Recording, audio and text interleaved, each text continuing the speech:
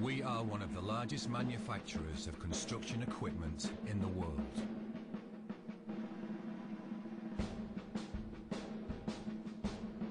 We have 18 manufacturing facilities on 4 continents.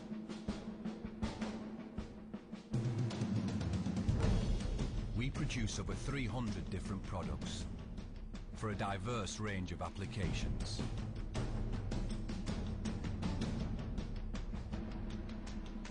We listen to our customers and pioneer world-beating engineering innovations.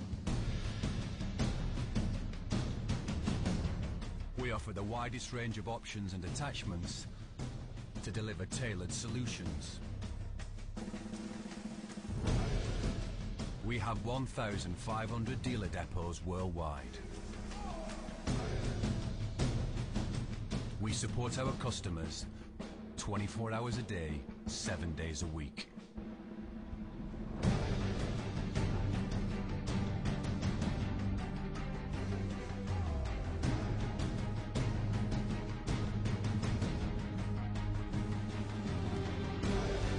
We are committed to delivering the best customer support in the business. We are the global company with a human face. We are JCB.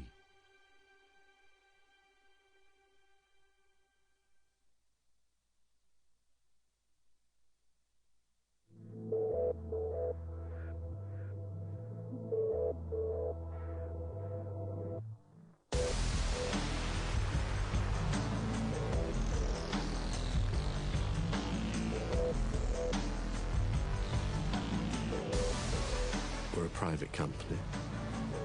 It's made us believe a lot more in family values. Many of our dealers worldwide are family businesses, so we deal with families. Many of our customers are even third generation. We started working 20 years ago using JCB equipment. The machines offer a great performance, and they are made to endure the kind of work we do. Our customers are terribly busy. Our machines are part of a whole process. We're just very, very aware that every second counts. What I factor into our business is the time it takes to pick up that bucket of material, dump it into the truck, and move on. You know, every minute adds up to a lot of dollars. Our closeness to the customer through our dealer network is why we keep growing, why we keep our market share growing. We've got a phenomenal dealer. If it wasn't for that dealer, I wouldn't have the amount of JCBs that I got in my fleet. It's well known, and we always say, first machine is sold by a salesman, but the second machine is sold by the parts backup, by the service backup. Whatever the situation, we'll be there to support the customer. There's nothing that we can't get people going with within the next day. Our dealer network is really second to none in the world. They're a very, very important part of JCB. They are Mr. JCB as far as the customer is concerned, and we're only as good as they are in that area. We get very good service because we have an excellent relationship, a partnership even, with our JCB dealer. I chose JCB because of the fact that it's got the best after-sales support network in the country, and that's the reason I'm very happy with JCB. The thing I think that makes us different to a lot of companies, we're very closely tied to our dealer network worldwide. They are the backbone of our business, and really it's an interdependence, and without that sort of relationship I don't think we would be the success we are today. And I do believe that.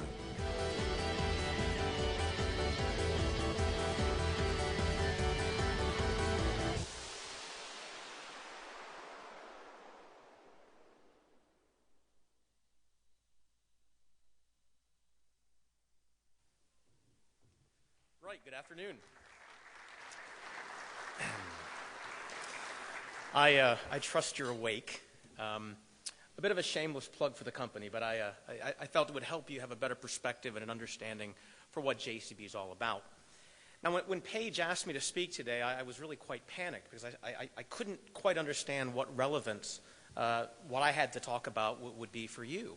At the end of the day, there's 900 logistics professionals in this room, and I'm not one. We design, we engineer, we manufacture, we sell, and we finance construction equipment. So I really was panicked. What am I going to talk about? So when I thought about it, at the end of the day, I realized that we are interconnected. We are inextricably intertwined. At the end of the day, we are the customer of the logistics network that is you folks. Without you and that network, my product didn't get to market. So all of a sudden, I realized I had quite a lot to talk about. So if we can get our PowerPoint up and running, I'll do that talking. Right, a bit more about JCB. My game plan, very simply, if it's okay with you, is to give you a little bit more background on our global manufacturing footprint, which should help you understand some of the challenges we're facing from a logistics perspective. I'll talk a bit about some of the global logistics challenges we have from our UK perspective dealing with the rest of the world. I'll then bring it closer to home and talk a bit more about why we're in Georgia, why we're in Savannah, some of the challenges, logistically speaking, that we have today. And then I'll talk a bit about where we're going in the future, and that'll bring some new challenges as well. So very simply put, we are a small family company started by Joseph Cyril Bamford, Mr. JCB, in 1945 in a very small Midlands, UK town. In fact, I've just spent the last 4 years of my life living in the middle of the United Kingdom. The company started, Mr. JCB actually manufactured a small tipping trailer with a jack screw. I think he sold it for 100-some pounds at the time, manufactured from post-war scrap metal. Obviously, over the last 65 years, the company has grown. We actually invented the first backhoe loader. Mr. JCB said, wouldn't it be a great idea to take a tractor with a front-end loader and be able to dig with it? Then was born the hydraulic excavator back end for the backhoe loader. Over the years, we developed an agricultural range, and today we are a manufacturer of our own powertrain, our own engines. We manufacture equipment into agricultural sectors, industrial sectors, waste and recycling, and obviously construction equipment for what we're known for. So that's where we come from. Our global manufacturing footprint, we have 18 manufacturing facilities throughout the world. As I mentioned before, we are headquartered right in the middle of the UK. If you know anything about England, we are smack dab between Manchester, to the south of Manchester, to the north of Birmingham. It is not an ideal place to situate a global manufacturer. It does not have what I would call a world-class transportation network. It has a lot of cows, a lot of sheep, a lot of chickens, which were in my backyard. But it was where Joe Bamford's garage was, and that's how the business started. Now we manufacture, as you can see, at 18 different locations. We have a dominant presence in India. We have 3 facilities manufacturing equipment for the domestic Indian market, as well as manufacturing weldments and assemblies for our factories across the world, leveraging that cost base and the labor pool there. So obviously now we are not just moving equipment around the world, we are moving large, very heavy assemblies and weldments and components, engines, powertrains across the world as well. We manufacture in Brazil, we manufacture in China, we have a manufacturing facility in Gattersleben, Germany, and we manufacture right here in Savannah, Georgia, and we'll talk more about that in a second. This slide is relevant, and this is a brand new slide, and I did it just for you because what I wanted to convey to you is when you talk about moving product, obviously we manufacture machines from the very, very small, 500 kilograms, up to very, very large machines, up to 46 tons. So obviously the challenges and the complexities of moving something to the heavy end of the spectrum are quite different from learning how to optimize and utilize trucking capacity to move something that's quite small. Just some background on CE equipment. Obviously, JCB is a real strength player in the mid-range, so kind of right in the middle of that spectrum. The Japanese, historically, the Komatsus, the Hitachis, the Kobelcos, they are very, very strong in the compact range as well as the heavy end. So JCB's real sweet spot, the wheelhouse, if you will, is right in the middle. Globally, just to give you some perspective, we are the #1 manufacturer of backhoe loaders and what I call telescopic handlers, what we call the load-all.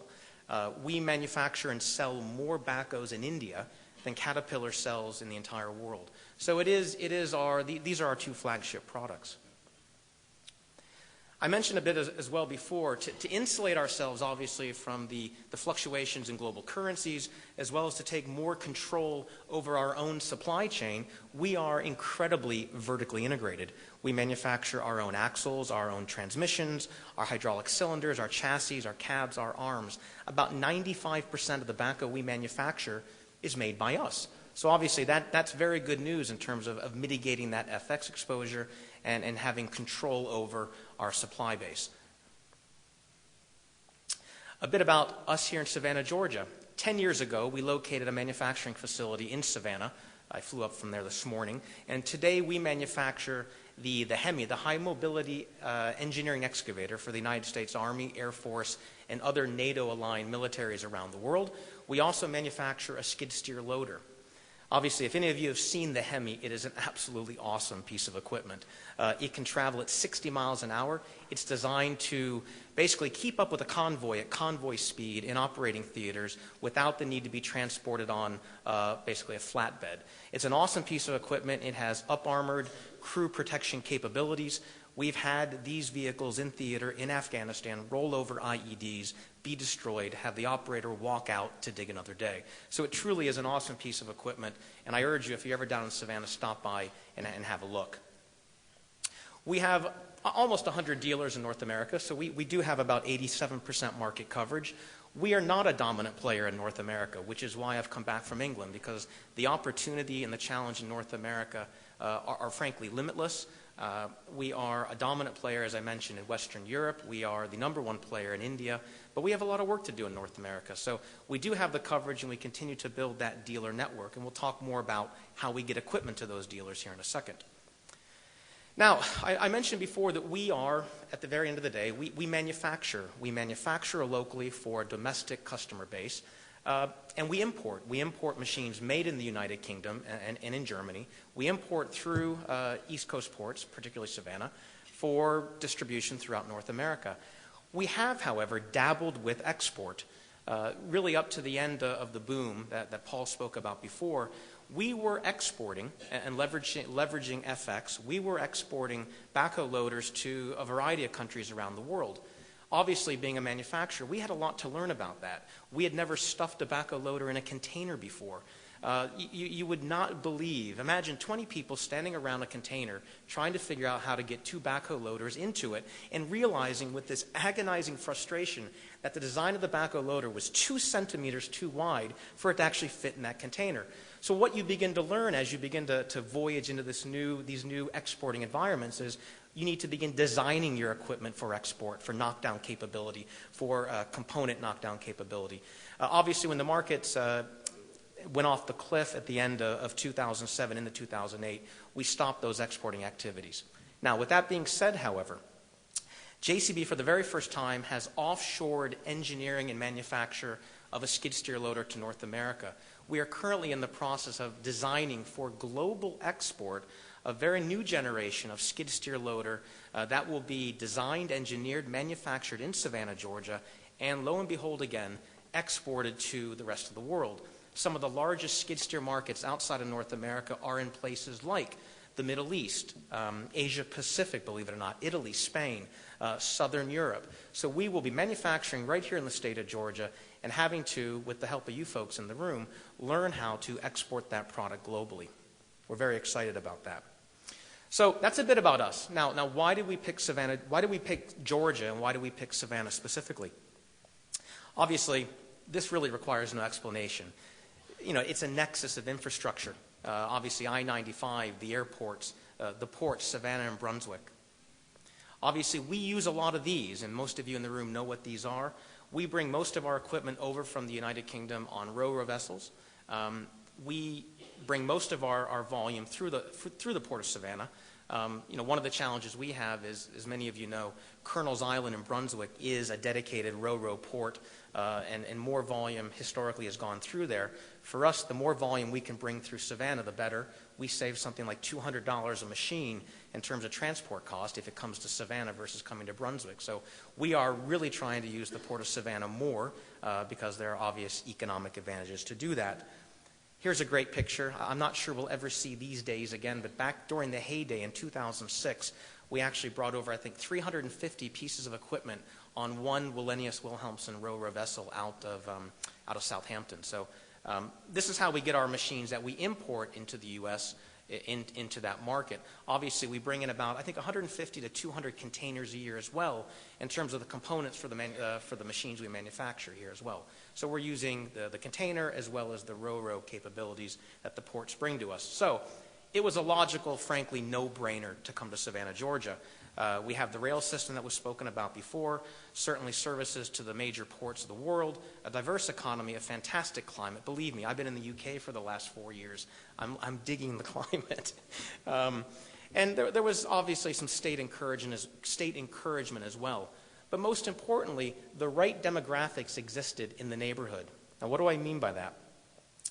This is a graph of construction equipment demand in terms of the growth that was being experienced back in 2000 through 2005 when the decision to put the factory in Savannah was made.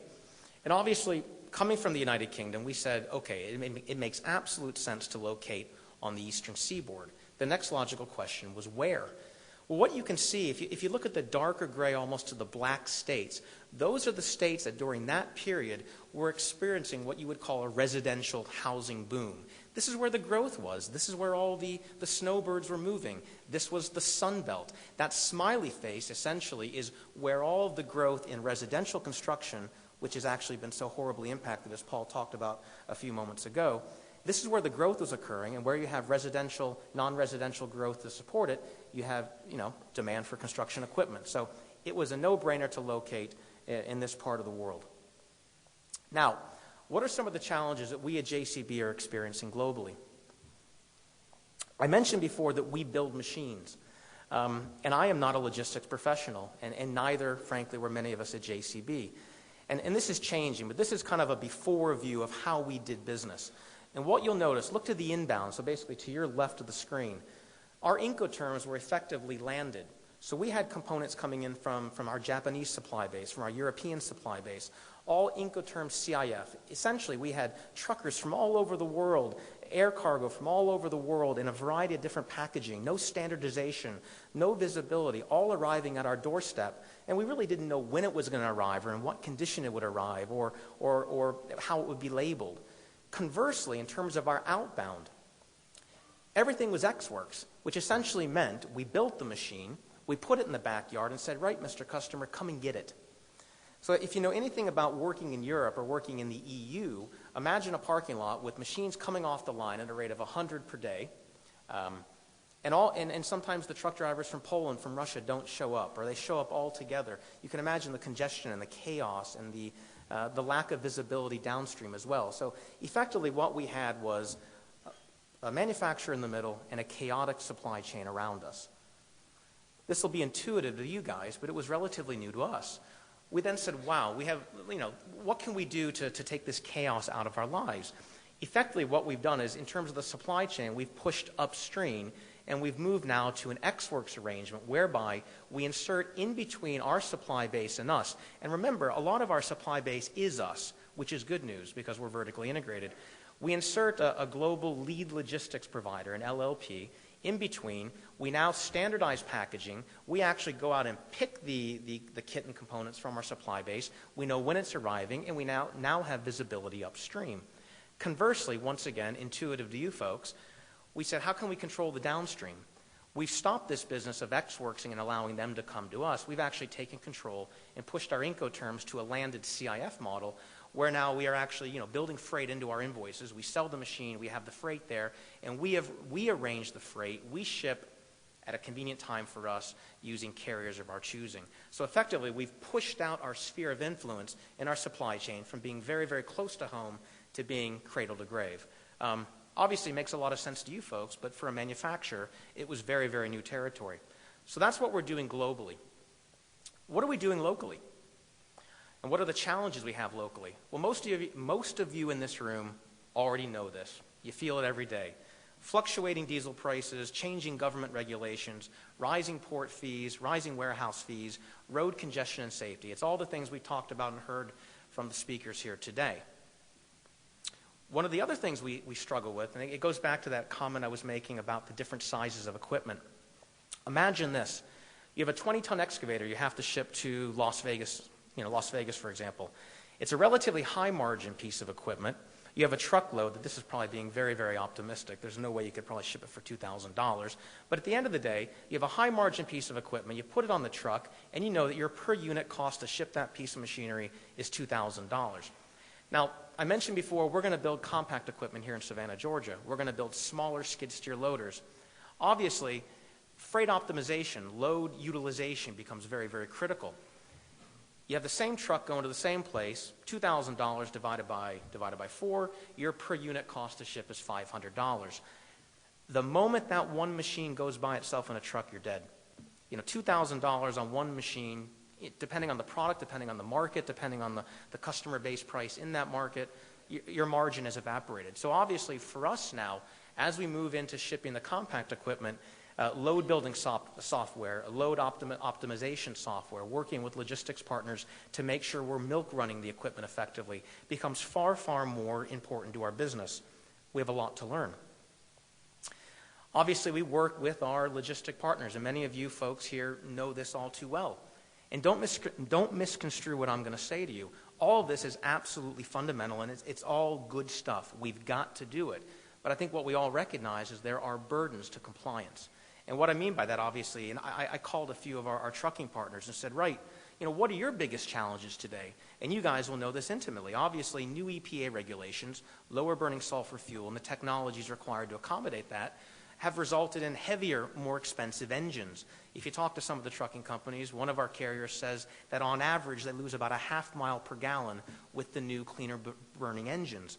What that translates to in terms of operating efficiencies over an annualized period is maybe $6,000 more for every 100,000 miles you run that truck. Now, I'm not a trucking expert, but this is what these guys are telling me. And obviously, those costs have to be absorbed somewhere in the supply chain. Once again, I'm a patriot. This is all very, very important. And we are doing it, and we must do it. But obviously, the CTPAT, Customs Trade Partnership Against Terrorism, and the importer security filing, these are, frankly, new to all of us post 9/11. We've had a very, very good experience with our compliance, but what we've realized is if you are a small manufacturer and a small importer or exporter and have very limited resources, many of the companies like mine have one customs guy, and he basically books the loads in, books the loads out, deals with the customs, deals with the ports, and all of a sudden you've got a guy who's spending an inordinate amount of his time working on customs compliance, working on getting our systems to talk to the variety of systems you need to talk to be compliant. So once again, we got to do it. It's a necessity, but it is onerous and has a burden. And there is a startup in terms of education and training and MIS investment. So once again, challenges that we are dealing with that you know all too well. One of the things we've done as well is we have localized our supply base to insulate against a lot of the FX fluctuations that Paul talked about. If you look at what we're doing for the new skid steer loader, we have localized 60% of our manufacturing content within a 10-hour spin from Savannah, Georgia. A good bit of it is actually within a 4-hour spin that you can see indicated by the chart here. So obviously we are doing more to control our own local destiny in terms of managing our inbound freight as well as our foreign exchange exposure. One of the examples that you guys once again will find intuitive is we recognized that we had a multitude of different suppliers in North Carolina. And we were running different trucks up and down to all these suppliers every week. And I think it was something like 3,200 miles per week. Our freight cost on the components we bought from this supplier were about 5% of the purchase price of those components. Well, we got smart. Smarter, I should say. We're now milk running. We're working with those suppliers, and we've basically reduced that transportation down to 900 miles per week. The impact of that trans cost on our overall purchase price has dropped to about 2.7%. The annualized savings we're able to realize just in this one example in that one state is about $600,000 per annum. If you then factor into that a returnable containers, a returnable packaging strategy, there's another $300,000 of savings. So basically, in one state, amongst a handful of suppliers, we're saving almost $1 million, okay? And the obvious impact to the environment, we're taking trucks off the road and trying to improve the congestion as well. Obviously, we try to keep business close to home.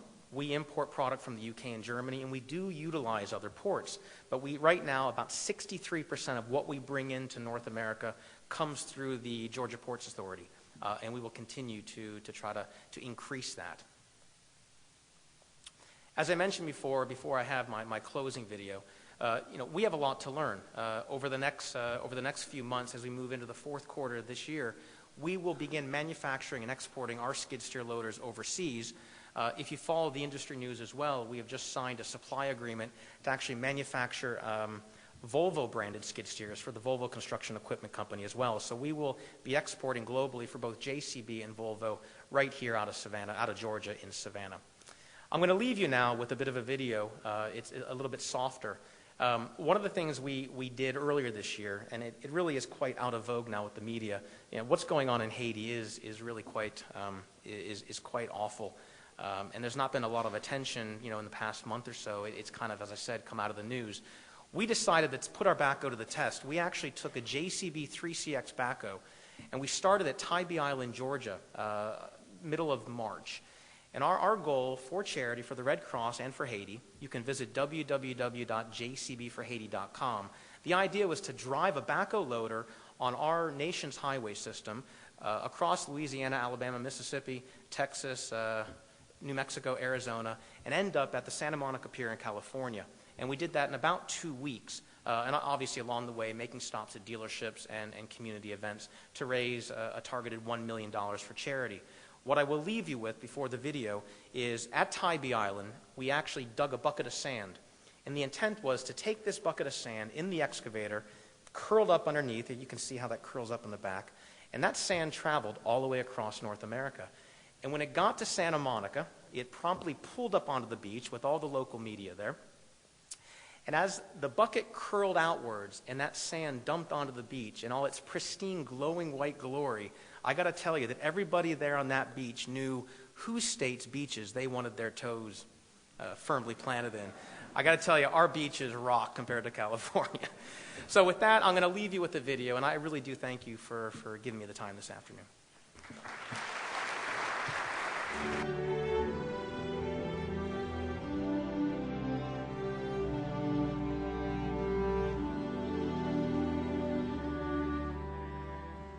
Never in my 57 years have I had anything hit me as hard as my stay in Port-au-Prince, Haiti. It broke my heart. At the rate at which they're going, it will take years just to dig the bodies out. Years to clear a site for reconstruction. It is the most devastating, perilous situation I've ever seen or heard about. Neil Smith is going to drive our JCB backhoe from sea to shining sea. He's going to take a bucket of sand from Tybee. He's going to dump that bucket in the Pacific Ocean in about less than a month. But we're going to raise money for Haiti.